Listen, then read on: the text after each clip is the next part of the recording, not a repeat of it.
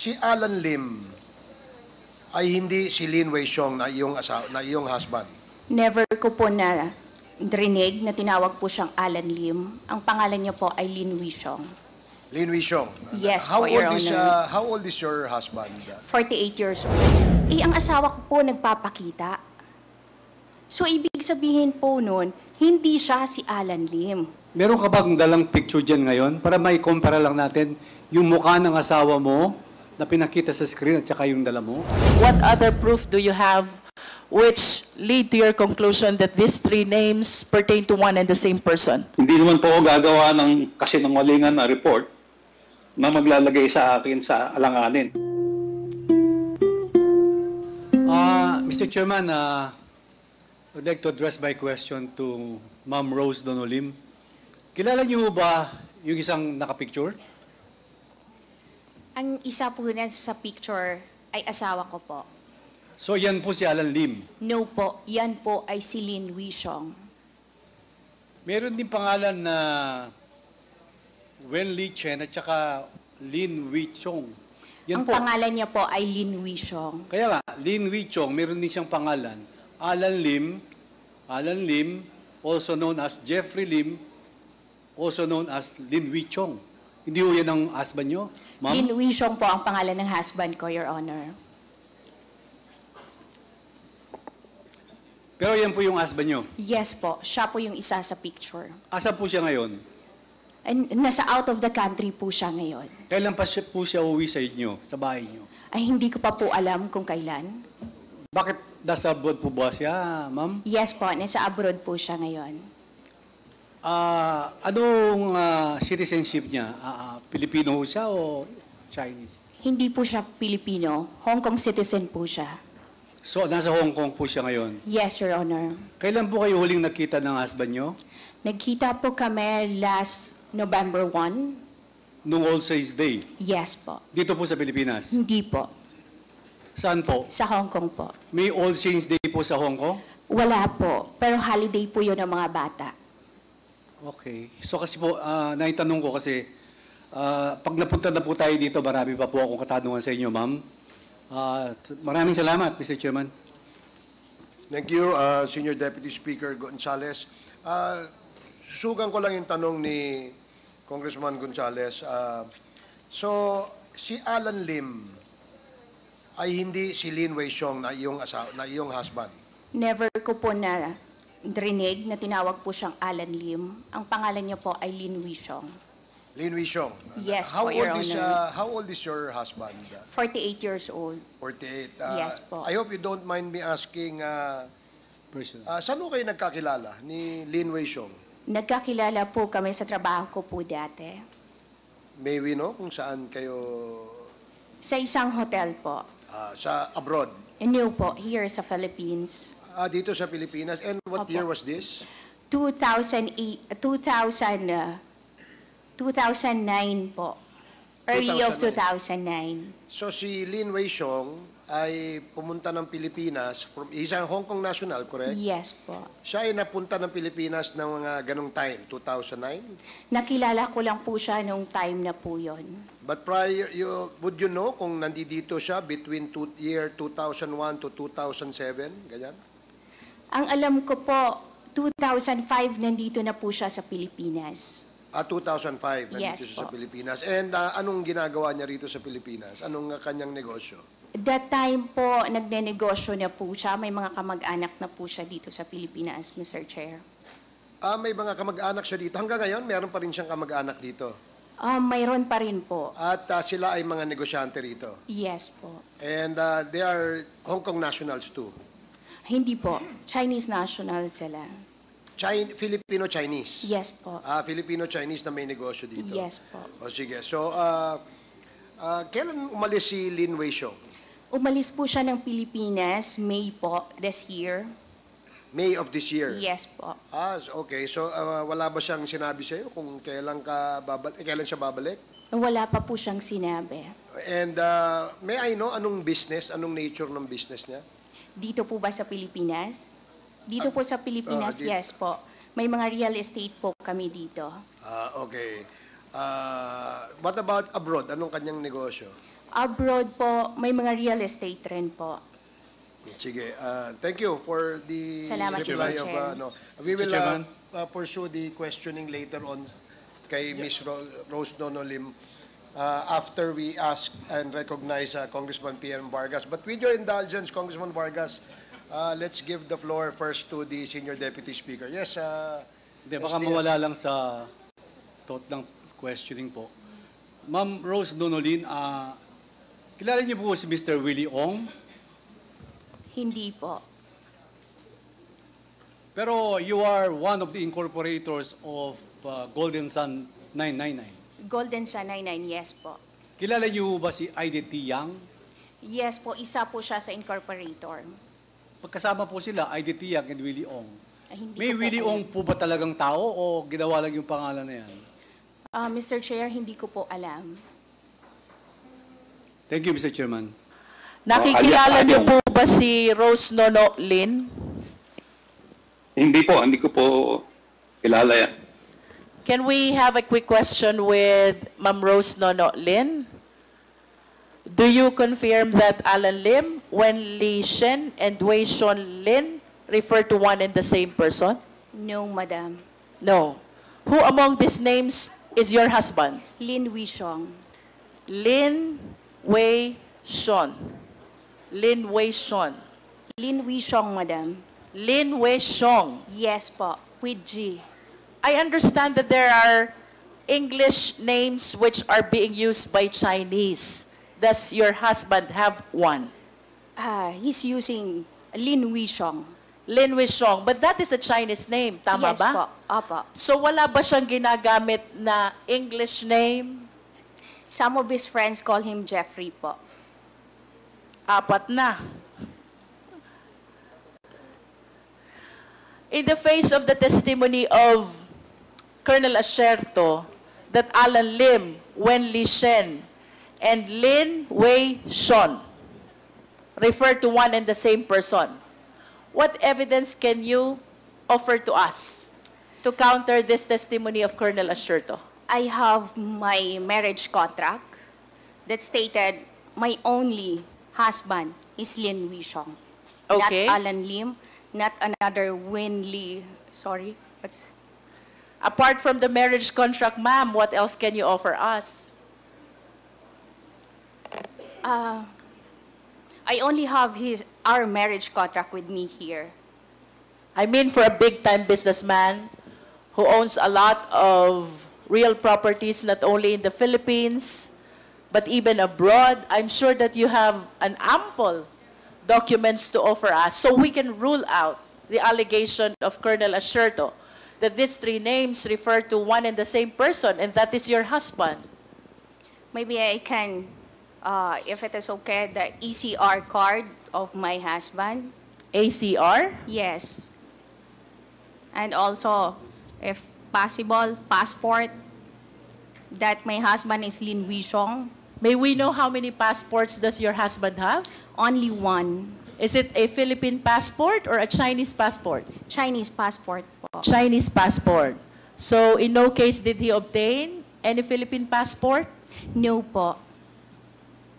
What other documents, ma'am? We have here your marriage contract, the ACR, the Chinese passport. Maybe we can include also the birth certificate of your children. Yes po. How about the business permit? Business permit, our companies po kasi is, ang mga business po namin is under the company's name. Yes, can you please mention to us what business names are you using for your business operations? Yeah, we have XRL. XRL, Yes po. We have Pile, na nandun po yung pangalan niya. Pile, Yes po, Pile Estate and Pile Holdings. Pile Estate and Pile Holdings. And then, Yan lang po yung may mga pangalan po siya na as I remember right now po. Mr. Chair, Pero I outside- respectfully move that we request the submission of these documents from Ms. Rose Nono Lin, the marriage contract, the ACR, the Chinese passport, the birth certificate of the children, and the May I include the financial statement of XRL and the Pile Estate and the Pile Holdings, along with the articles of incorporation, ma'am? Madam, it's okay po ba na makahingi po ng list ng mga hinihingi nyo sa akin para wala po akong makaligtaan? Mr. Chair, we will be requesting the COMSEC to provide her the list of the documents that we will be requesting from Ms. Rose Nono Lin. Comsec, please provide the list to Ms. Lin. Mr. Chairman, with the indulgence of Congresswoman Luistro. Yes, SDS Gonzales. Mr. Chairman, Ma'am Rose Donolin, can we invite your husband para sa hearing na to? At kayo po ang magdala ng imbitasyon niya. Pwede niyo po isama rito yung husband niyo? Mr. Chairman, right now po, out of the country po siya. Alam po namin yon, sinabi mo na sa akin kanina. Nasa Hong Kong siya. Yes, Pero Mr. kung Chair. i-invite po namin, kayo ang mag-hand carry ng imbitasyon at asawa niyo po yan, siguro po pwede niyong isama dito sa hearing yung husband niyo para once and for all, matanong po natin siya. Mr. Chair, pwede ko po dalhin yung invitation. But I can't promise po na sasama po siya sa akin para po sa pagdinig dito. Bakit po? Ay, hindi ko pa po alam kung ano yung maging desisyon niya, Mr. Chair. Palagay ko po kung may imbitasyon naman po itong Quadcom na to, palagay ko naman po pupunta. Kasi para once and for all malaman natin. Or, baka po kayo, Madam Rose Nonolin, hindi nyo alam kung ano pangalan ng husband nyo. Mr. Chair, Lin Wishong po ang pangalan ng husband ko. Ano po? Lin Wishong. Kaya nga, sa alam nyo, baka yun ang pangalan. Pero sa pagsasama nyo, ilang taon, ilang years na po kayo magkasama? Almost 15 years. Almost 15 years. So almost 15 years, hindi nyo po alam talaga ang pangalan ng asawa nyo. Ang alam ko po na pangalan ng asawa ko, Mr. Chair, Lin Wishong po. Anyway, Mr. Chairman, we will just invite the husband of Madam Rose Nonolin. Ay, invited na ba? Yes, he was invited previously, and I think for today's committee hearing, he was also invited. Papadala natin sa kanya. We will be acting on that invitation later when before the committee adjourns this committee hearing, Your Honor. Mr. Chair, So, please proceed. I wish to further request Ms. Rose Nonolin that with respect to the Chinese passport, if this is similar to a Philippine passport, she submit not only the information page, but also the thumb mark page and the signature page, Mr. Chair. Mr. Chair, if Ms. Rose Nonolin is generous enough to provide information, may we hear from her as well? Ano po ba ang mga business establishments nyo abroad? Mr. Chair, kung okay lang po ba na yung mga businesses namin abroad, hindi, or pwede ko ibigay sa inyo through writing? Can you please at least cite the names of your business establishments abroad? Mayroon po kaming taxi company sa Hong Kong. May we know the name? It's Plus Elegance po. Plus Elegance. What else, ma'am? Mr. Chair, it's okay lang po ba na yung mga businesses abroad po namin na hindi naman po konektado po sa pagdinig na ito? Hindi na po. I understand, Ms. Rose. However, we're trying to help you rule out the allegation of Colonel Asherto that these three names pertain to one and the same person. And I'm sure that you will be happiest to prove na hindi nga siya itong Alan Lim at itong Wen Le Shen. Tama po ba? Madam Chair, magsasubmit naman po ako ng mga hiningin po ninyong documents. Pero ang hinihingi ko lang po sana yung mga properties namin abroad at businesses, hayaan na po natin po doon. Yes, For I our understand. protection na rin po. We are only trying to establish the identity because it is very hard to investigate on a certain person with three names, and we have here Colonel Asherto, who's strongly testifying that this pertains to one and the same person, and that refers to your husband. So I think you should take advantage of this opportunity, Ms. Rose, to offer all these documents, to offer all this information, so we can rule out the allegation of Colonel Asherto. Madam, ang sabi naman po ni Colonel Asierto, if may I po, ang sabi niya po simula 2016, hindi na po nagpakita a certain Alan Lim. Ang asawa ko po nandito, kaaalis niya lang po last May. So ibig sabihin po nun, kung hindi nagpapakita a certain Alan Lim, ang asawa ko po nagpapakita. So ibig sabihin po nun, hindi siya si Alan Lim. But to be able to further prove that allegation of yours, I think the documents will be of big help to rule out this allegation of Colonel Asierto. Meanwhile, may I go back to Colonel Asierto, Mr. Chair? Colonel Asierto, Opo, ma'am. what proof do you have Okay. that Alan Lim, Wen Li Shen, and Wei Sean Lin refer to one and the same person? I remember during the hearing of dangerous drugs, that is prior to Quad, you even shared some slides of passports. If you still have Meron po. these documents, Meron pa rin po akong kopya ng kanyang passport na ini-issue noong 2011 po yata yun. so can you please enlighten us, Colonel Asierto, what proof do we have? Yung passport niya po na nakakuha po ako ng kopya ng passport niya. Philippine passport Ini-issue po ba ng- ito o Chinese passport? Chinese passport po. Chinese Ini-issue passport. nung March 14, 2011. Ini-issue dito sa Maynila. Ang expiry niya is 13 March 2021. 2021. Opo, ang passport number is Gold 47972221. Colonel, I remember we flash it in the screen. You share it before, during the hearing of the dangerous drugs.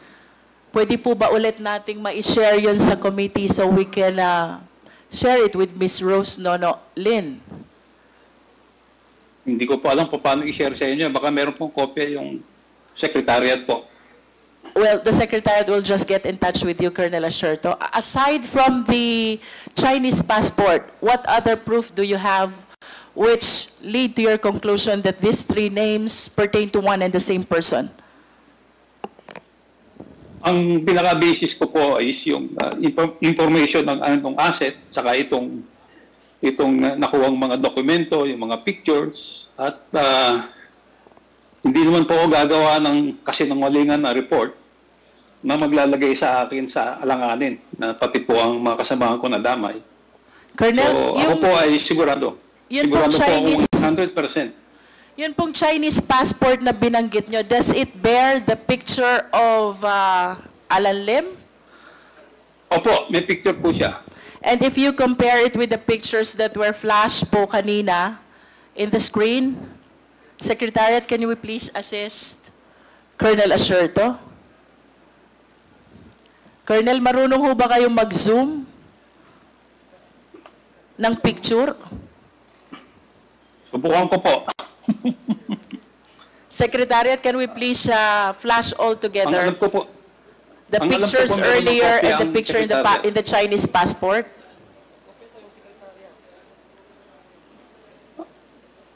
ang alam ko po na ipasa ko na po yata ito eh. Okay. So, Secretariat, I hope we can there. So, this is the Chinese passport bearing the picture of, what is the name written in the passport, Colonel? Lin Wenchong.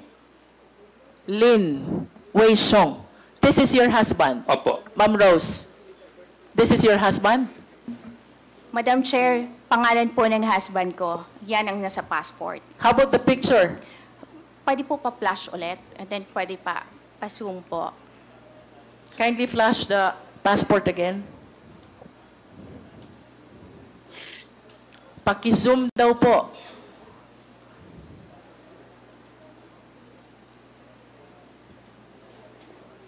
Secretariat, please zoom the picture.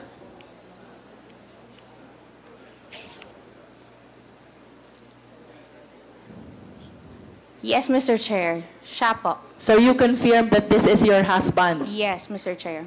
Can we flash the other documents which Colonel Asierto has shared with us already. Colonel, ito ho bang passport na ito ho ba'y may signature at may thumb mark ni Lin Wei Xiong? Does it bear wala po the eh. signature and the thumb mark? Picture lang po. But I think, Mr. Chair, we can request for a copy of the complete essential pages of the passport with the embassy, if that will be possible. We will write to the embassy to be able to access these records. And it is important, Mr. Chair, that we include that page which bears the signature and the thumb mark of the bearer of the passport. COMSEC, please take note. Do we have other documents pertaining to Alan Lim, Secretariat, which we can flash and share? So we can ask Ms. Rose Nono if she's willing to confirm that the same is her husband.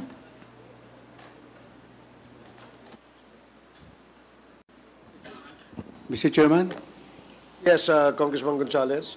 may tanong lang po ako kay Rose Donolim. Ma'am, noong November 1st, kasama niyo si Alan Lim. Sabi niyo po kanina, tama po ba? Kasama ko po si Lin Wishong. Kaya nga po, Alan Lim or that person, meron po ba kayong dalang picture niya ngayon para may compare natin dito? Noong November po na pumunta po ako doon, wala po kaming picture. Kung wala Pero may kang mga pic- pictures po ako na kasama siya. Meron ka bang dalang picture dyan ngayon para may compare lang natin yung mukha ng asawa mo na pinakita sa screen at saka yung dala mo? I'll check Mr. Chair. Thank you, Mr. Chairman.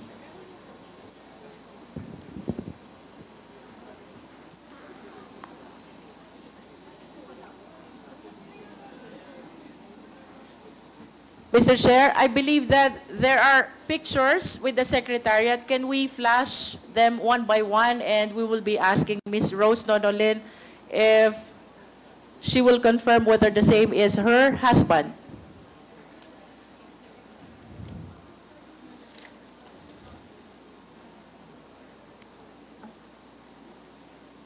I understand we are able to capture a picture of the spouses in Atlantis, the Palm in Dubai. This was Christmas Day of 2023. Paki-flash lang po.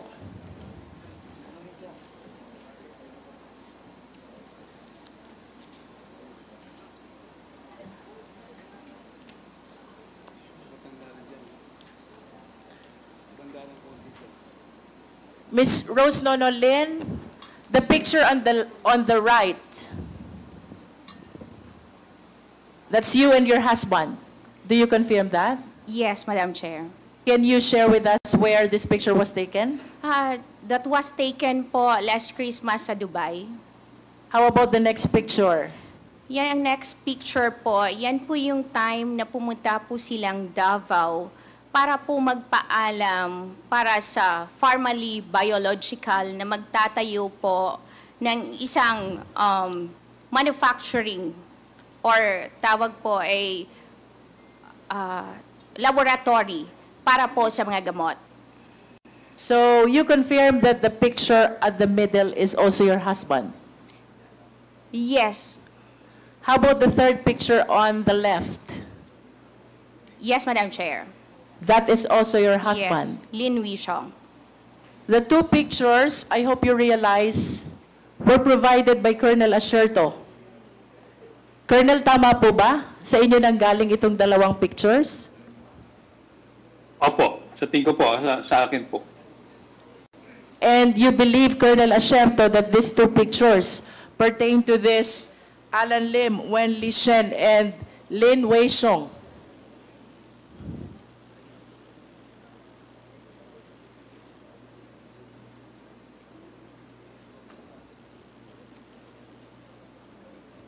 Madam Chair, gusto ko lang po i-clarify na yung mga pictures na po yon ay nanggaling at available po yan publicly sa website ng company before. Okay. Thank you po. So, in other words, Ms. Rose Nonolin, you are confirming that the man in those pictures pertain to your husband. Yes, Lin Wishong. What you are denying is the name Alan Lim and the name Wen Li Shen. Yes, because I But- never heard that name po. For as long as this man is Lin Wei-shon, you confirm that he is Lin Wei-shon, your Yes, husband. madam. Do we have other pictures there? Secretariat? How about this one? Yung may balbas po ay hindi po yan asawa ko. Yung isa po na nakangiti, yan po yan siya dahil nakuha rin po yan sa isang public documents or public site na mayroon siyang picture. Of course, you understand that this picture is part of the initial profile of drug personality, which I believe is part of the investigation report of Colonel Asherto. Yes, madam. Nakita ko na po yan last 2022 nung sa Senate Blue Ribbon Committee. Tinanong na rin po yan sa akin. And what do you comment about that? Hindi po siya yan, yung may balbas. How about the veracity of the information that he is a drug personality? No, Madam Chair, hindi po. Dahil kung ang sinasabi po ni Colonel Asherto na 2003 na nandun po siya sa isang raid, ay dapat po nakasuhan na po siya. Ang sabi niya is dismiss. So kung dismiss, ibig sabihin, ang nakalagay po na pangalan niyan dyan, wala pong kaso yun. Which raid are you referring to, ma'am? Mayroon po siyang sinabi kanina na 2003 sa Cavite. Mr. Chair, may I respectfully move as well that we request for the copy of the court records of the case of Alan Lim, which was dismissed back in 2003. Just for the committee to have an opportunity to compare all these documents and for us to be able to determine who really is this Lin Wei-shon and what is his connection to the two other names, Wen Lishen and Alan Lim. Okay, Comsec, please coordinate with the DOJ. The next to interpolate is Congressman PM Vargas. You have 10 minutes. Thank you, Mr. Chair. Good afternoon, everyone. Ms. Rose Nonolin, ano pong kabuhayan o trabaho ninyo ngayon? Ngayon po, sa line pa rin po ako ng pagninegosyo. At the same Businesswoman time po. po, kumakandidato po ako sa Distrito 5 ng Quezon City. Okay. Apo. What would some consider as a businesswoman? Kasi ang pagkakaalam ko, marami kang na-establish na korporasyon. At kahit nagkukwento ka sa distrito na isa kang businesswoman, di ba? Na naging successful. Gaano karami yung mga nagawa mong korporasyon at ano yung nature ng mga negosyo po ninyo? Mr. Chair, kung mga company lang po na na-establish, mayroon po. Marami. Sabi nyo nga po, marami. Pero Mr. Chair, ang iba po doon ay hindi naman productive, hindi nagpo-prosper. Alam po natin yan bilang negosyante na hindi lahat po na tinatayo nating negosyo ay magpo-prosper. Mayroon po kaming real estate po. Real estate. Meron pa po bang iba maliban sa real estate? Sa ngayon po, nakafocus po kami sa real estate. Okay. So ano po yung mga klase ng korporasyon ninyo maliban? Meron bang maliban sa real estate o purely real estate po ba? May mga for rent and sale po kami na warehouses. Okay. Warehouses na for sale. As a businesswoman, ma'am, could you share with us what would you consider a best practice sa paggawa ng isang negosyo kaya kayo nagtagumpay? Maging totoo ka lang. Gawin mo yung tama. Gawin mo yung tama. Tapos kahit sino namang anuhin mo sa negosyo, kailangan may due diligence kang ginagawa, di ba? Yes po. Kailangan bago ka makipagkasal, kahit kanino sa negosyo, aaralin mo kung sino sila, di ba? Para magawa yon. So dito po, yung ibig ko sabihin dito, kasama yung mga tao na nakakasama mo sa negosyo. Kunyari, are you an incorporator of Pharmaly Biological, sister company ng Pharmaly Pharmaceutical? Mr. Chair, gusto ko lang po i-clarify. Ang Pharmaly Biological at Pharmaly Pharmaceutical ay hindi po yan sister company. Ano po siya? Hindi po. Magkaibang identity po ng dalawang company na yan. Hindi po yan sister company. Kung sasabihin niyo po may interlocking director po siya, ang biological kung saan po ako incorporator, ay nauna po yan na na-incorporate. During lang nga po ng 2022 na Blue Ribbon Committee sa Senate po, saka ko lang nga nalaman na may pharmaceutical. Na naging part, dun sa biological, naging part kayo. Sa pharmaceutical, hindi. Hindi Okay. po. Wala po akong kinalaman po sa pharmaceutical. Hindi rin po ako director at wala rin po akong shares po doon. Okay. Then let's go to the other companies na nakalagay dito sa amin na part ka. So, una lang, itatanong ko, yung Pharmaly Philippine Holdings ay subsidiary ng Pharmaly International Holdings Company. Tama po ba yun? Hindi po. Wala naman pong Pharmaly Holdings po eh. Ang mayroon lang po, Pharmaly Biological at yung isa po ay ang Pharmaly Pharmaceutical. Pero kayo po yung treasurer ng Pharmaly Biological, kung saan pinirmahan nyo yung treasurer's affidavit na nag-certify na at least 25% of the authorized capital stock of the above-mentioned corporation has been subscribed and at least 25% of the subscription in the amount of 10,300,000 pesos has been paid. Tama po ba?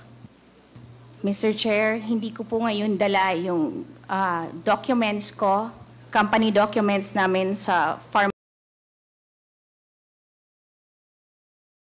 I'll check po kung ang amount po ba ay 10 million. Kasi ang alam ko po, maliit lang po ang capital niyan kasi magsa-start up pa lang at failed investment po yan. Failed investment. Yes, Mr. Okay. Chair. Okay. Pero alam po ninyo na ang chairman dito ay si Tony Wang, Hindi po. na wanted sa Taiwan for securities fraud, embezzlement, kanyan. Hindi po po. niya alam yan. Hindi po. At wala po sa biological na Tony Yang. Wala Tony po. Wang. Wang, wala po. Okay. Mr. Chair, I would like to manifest that the story here is a certain Wang Mingliang and Tony Wang falsified accounts and financial statements to get Pharmaly listed on the Taiwan Stock Exchange. Notably, and using Pharmaly's listing in Taiwan, Tony Wang set up 3 overseas subsidiaries in 2016, namely Farmback Biological, PTE, and Farmtech Biological, PTE in Singapore. Coincidence yun in terms of the company names. At syempre, maraming nakakilala kay Wang Zuyen at Tony Wang, at makikita naman natin sa balita, tulad ng kanyang ama, wanted din siya sa Taiwan for stock manipulation. Ngayon, i-reiterate ko, at any given time, hindi nyo po siya na-meet or nakilala tungkol dito sa Pharmaly. Tama po? Si Ay, Mr. Chair, Tony sorry. Wang. Hindi po. Hindi. Okay. Sige. So, Mr. Chair, ipapaano ko lang na i-check, pwede niyong ibigay sa amin yung record after nito? Sa biological, Mr. Pag-check. Chair? Sa Yes po, biological, I will ano. po. Thank you. So, we will hold you accountable to that. Thank you, Ms. Rose Lin. In 2021, a known business associate, si Wang Zuyen, kilala po ninyo? Isa po sa mga incorporator ng Pharmaly Biological. Ng Pharmaly. I would like to manifest, Mr. Chair, that in 2021, Wang Zuyen, a known business associate of Ms. Lin, and she just acknowledged it right now, was already wanted in Taiwan for stock manipulation. Nonetheless, in 2022, appointed pa rin siya as president of Pharmaly Pharmaceutical, evidenced by the 2022 GIS of Pharmaly Pharmaceutical. Ang inaano dito, you were also involved. Were you involved with that or will you deny it again? Hindi po ako involved. At saka, Mr. Chair, gusto ko lang i-clarify yung sinasabi niyo po is presidente pa rin siya until now ng Pharmaly Pharmaceutical. Not biological, di ba? Not biological. Again po, i-clear ko lang na hindi po ako part, hindi po ako director, wala po akong any shares sa Pharmaly Pharmaceutical. Salamat. Okay. My next question naman is related already to your business associates. Do you know or have you met si Mr. Michael Yang? Yes po. Business partner po. at parehas na Michael Yang na naging economic advisor ni President Duterte. Tama po? Tama, Mr. Chair. Siya rin yung chair ng Philippine Full Wind Group of Companies. Tama po? Dati po, yes po. Kung saan ikaw, si Gerald Cruz, si Hong Jiang-yang, na kapatid ni Michael Yang ang nag-incorporate. Tama po ba? Yes po. Kasama nyo din dito si Jason Uson at Yukin Zheng na nakabase po sa Davao. Tama? Tama, Mr. Chair. Alam po ba ninyo kung ano yung DCLA Plaza? Miss Lynn? Ang alam ko po, DCLA Plaza is mall po yun eh. Mall po. Yes po, Mall Mr. po siya. Chair. Ano. Nakapunta na po ba kayo doon? Nakapunta po ko once. Once. Okay. Ayon po kasi kay Arturo Las Canas, madami daw reports na maraming shabu dealer na nag-operate sa lugar na yon at kung saan nakakakita daw ng mga courier na papasok-pasok at lalabas sa DLCA Plaza. Ngayon, kung ganitong mga business, kung kayo po yon bilang isang businesswoman, mag-invest ba kayo doon? Kung may alam kayong mga ganon na reports. Mr. Chair, kung alam po ko lang po na may mga reports na ganyan, of course, being a businesswoman, hindi ka po mag-i-invest. Okay. Pero malaki yung involvement ng mga kanegosyo mo dito, Miss Witness. And in fact, itong si Michael Yang at si Hong Jiang-yang ay incorporators ng DCLA Plaza. So andito yun, kasama yung amended articles of incorporation ng DC Plaza. At itong mga kasosyo mo din na sila Jason Uson, Yukin Zheng, Hong Ming Yang ay na-involved din sa DCLA Plaza sa pamamagitan ng pag-subscribe sa increase ng capital stock nito. Kumbaga dumagdag pa sila ng puhunan nila dito. Aware po ba kayo dito, Miss Lynn? Mr. Chair, hindi po ako part ng DCLA. So kung ano man po yung gawain nila sa DCLA, ay hindi ko po alam. No, kaya ako pinapapaliwanag sa inyo kung ano yung best practices ninyo, kung bakit kayo naging successful na negosyante, di ba, is kung paano yung due diligence process ninyo. Di ba? Yeah. And ang akin kasi, sa amin dito, karamihan na nagnenegosyo dito, kung hindi maganda yung reputasyon, kadalasan, hindi mo talaga itutuloy yung mga katransaksyon mo. Ngayon, ang next question ko po, shareholder po din ba kayo ng Paili Estate? Or Paili ba o Paili? Mr. Chair, Paili po. Ano po? Paili. Paili. Okay, so Paili Estate. Tama po ba shareholder po kayo? Yes po, Mr. Chair, tama po. At kilala po ito dati bilang Paili Holdings Corporation. Kung Tama. saan incorporator kayo, in short, may-ari kayo. Owner? Tama po, may Okay. shares po kami. Okay. At si Michael Yang din po ay konektado dito dahil incorporator siya ng Paili. Tama po? Pati ang kapatid niya na si Hong Ming Yan. Yes, Mr. Chair. Okay. Thank you. Mr. Chair, kung mapapansin din po ninyo, and Miss Witness, na ang shareholders ng Paili Holdings ay kaparehas din ng iba pang mga individual at kumpanya na pinag-uusapan po natin kanina. Pwede ko ba itanong, sino po, Mr. Chair, Madam Witness, sino si Ami Nono Clokingan? Si Ami Nuno Clukingan ay isa po sa kamag-anak ko. At Nono po ang common na pangalan ninyo? Siya Tama po po. ba ay kapatid ninyo, pinsan, pamangkin, Kamag-anak ko po siya, pamangkin ko po. pamangkin? Okay, so anak po ng kapatid ninyo. Okay, I would like, at this point, Mr. Chair, I would like to manifest that the Filipino stockholders of Paili Holdings subscribed only to 100 pesos each for their share. Meanwhile, the Chinese nationals, namely Wei Shonlin, Hong Ming Yang, along with DCLA Plaza, Yangtze Group, and XRL Holdings Corporations, where Michael Yang is also involved, are virtually in control of the said corporation, which seems to be a trend among these corporations. Ma'am Witness, itatanong ko kayo ngayon, incorporator din po ba kayo ng XRL Holdings Corporation? Yes po, Mr. Chair. At ano po yung negosyong ito? Ano yung background niya in one sentence? Ano yung ginagawa niya? Holdings po. Holdings lang siya ng anong klase yung mga kumpanya? Magiging holdings po siya ng mga company po dapat namin. Okay. Personal companies po. Okay. So investment and purchase of real and personal property base sa AOI niya. Ngayon, kailangan nito mag-comply sa nationality requirements na nakasaad sa Constitution natin dahil siya ay nasa ilalim ng Republika ng Pilipinas. Tama po? Tama po. At Mr. Chair, 60-40 po yan. Yes. Na-comply po yan. Comply. Pero Ms. Witness, ayon sa Articles of Incorporation, ang ibang incorporators nito ay mga kamag-anak po ninyo. Tama po? Yes po, kasi family corporation po yan, Mr. Chair. Si Rovic Nono Alcon po ay kaano-ano po ninyo? Pamangkin po. Pamangkin din. Ilang taon na po siya? Siya po ay nasa 29 years old. 29. Okay. Si Ami Nono Clokingan ay pamangkin nyo din. Ilang taon na po si Ami? 28 years old, Mr. Chair. Napakaswerte. Napakaswerte naman nila na magkaroon sila ng korporasyon na ganito. Sino naman po si Phoebe o Febe Nono Alcon? Pamangkin ko, Mr. Chair. Ilang taon naman po si Phoebe?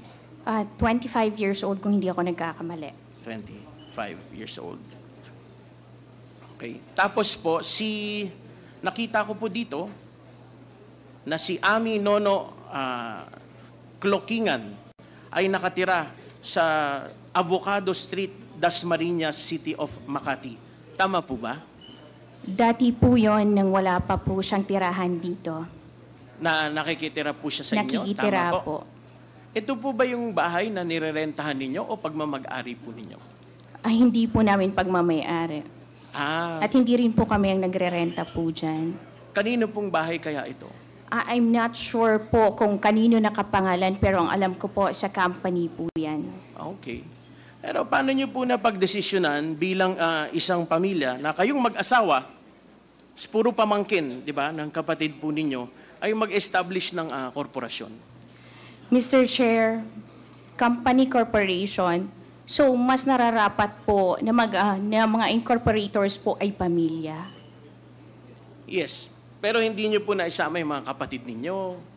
Inuna nyo yung mga mas bata. Tama po? Mr. Chair, mas gusto kasi ng mga nanay nila o ng mga kapatid ko na yung mga anak nila ang isali po namin, hindi po sila. Okay. Pero gayon pa man, hindi ganun kalaki ang role ng ibang miyembro ng pamilya kung ikukumpara sa role ninyo ni Wei Xiongling. Tama po ba? Tama, Mr. Chair.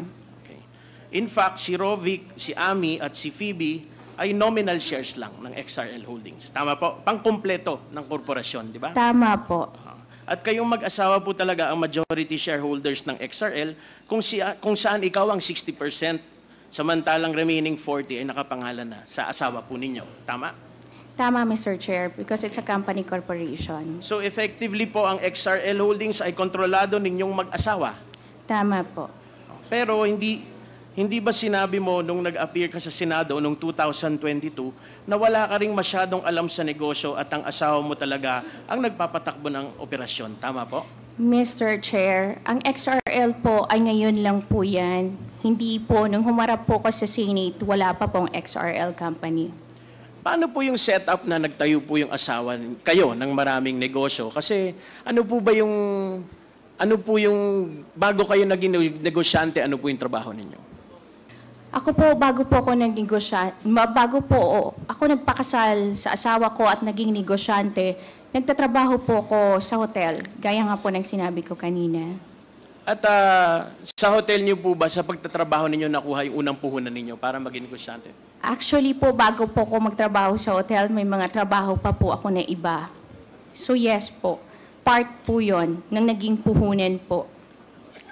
Masasabi niyo po ba nung kailan po kayo ulit kinasal? Yung sinabi niyo kay Mr. Chair, kailan kayo kinasal?